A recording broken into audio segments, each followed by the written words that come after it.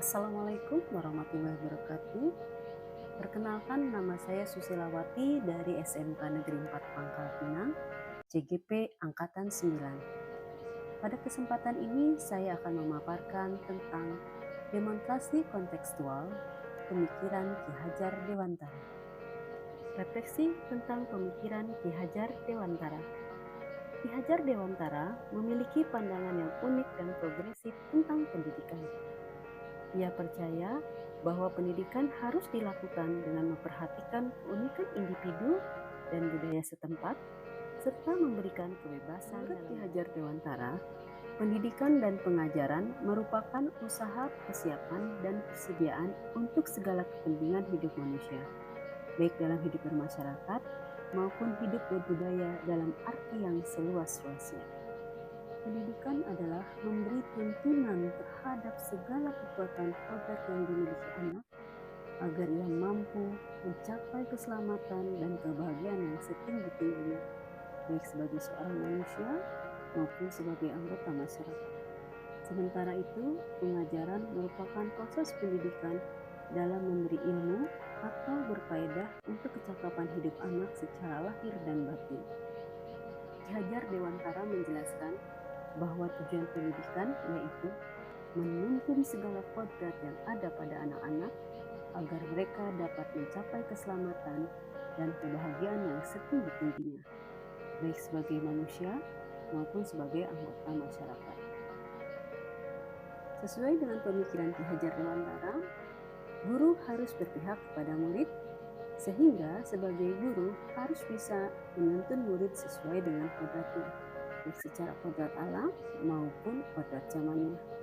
Selain itu pula bisa memahami karakter muridnya dan sehingga melalui pembelajaran diharapkan murid memiliki kemampuan pengetahuan dan murid memiliki budi pekerti.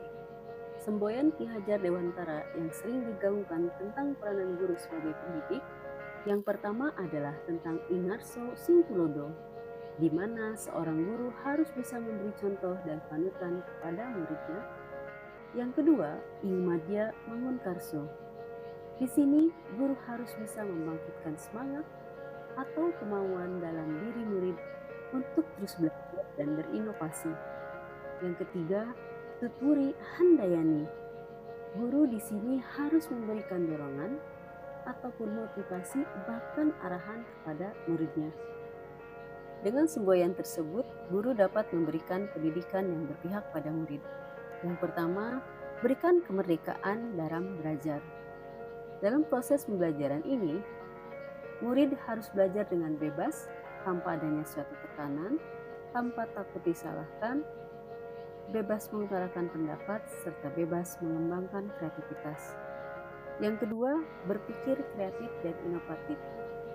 Dalam pembelajaran ini, guru dapat melakukan asesmen diagnostik untuk dapat lebih mengenal karakteristik anak dan mengembangkan potensinya berdasarkan bakat dan minat anak, sehingga akan timbul pemikiran kreatif dan inovatifnya.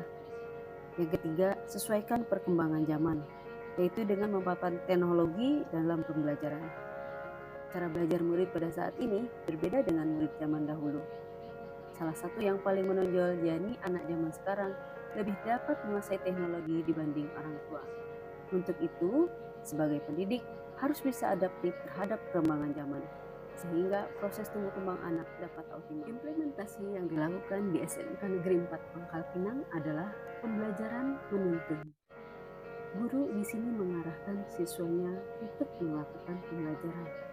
Yang kedua, siswa diwajibkan berpikir kritis atas materi yang sudah didiskusikan di awal dan menuntun mandiri. Di sini siswa bisa saling berdiskusi, membahas dan merefleksikan hasil pembelajarannya. Yang kedua adalah sesuai kodrat alam. Di SMK 4 ini, siswa bisa membuat produk sesuai dengan kearifan lokal yang ada. Contohnya seperti kerucung ataupun kembang. Selain itu juga, taruna-taruni dapat melakukan pembelajaran dengan menggunakan aplikasi Classpoint untuk game pembelajaran. Dan yang ketiga adalah pembelajaran budi pekerti. seperti 5S, gotong royong, tanggung jawab. Adapun ekstrakurikuler yang bisa dilakukan di SMK 4, di sini ada pramuka, seni, PMR, pencaksilat, dan lain sebagainya. Dan kegiatan-kegiatan lain yang biasa dilakukan untuk dapat melanjutkan pendidikan yang berpihak pada murid sesuai dengan pemikiran Ki Hajar Dewantara tidaklah mudah. Ada beberapa tantangan yang harus dihadapi. Di antaranya adalah masih rendahnya minat murid dalam proses pembelajaran, guru belum seluruhnya memahami pemikiran Ki Hajar Dewantara tentang pendidikan yang berpihak pada murid. Bagaimana cara mengatasi solusi tersebut? Yang pertama, menggunakan metode pembelajaran yang lebih variasi. Dan yang kedua, guru harus mau belajar kembali dengan mengikuti pelatihan, workshop untuk pengembangan diri, dan penguatan pemahaman tentang pembelajaran yang berpihak pada murid. Ada burung di dalam semak, lali terbang mendengar babat. Terima kasih telah menyimak. Semoga bisa memberi manfaat. Wassalamualaikum warahmatullahi wabarakatuh.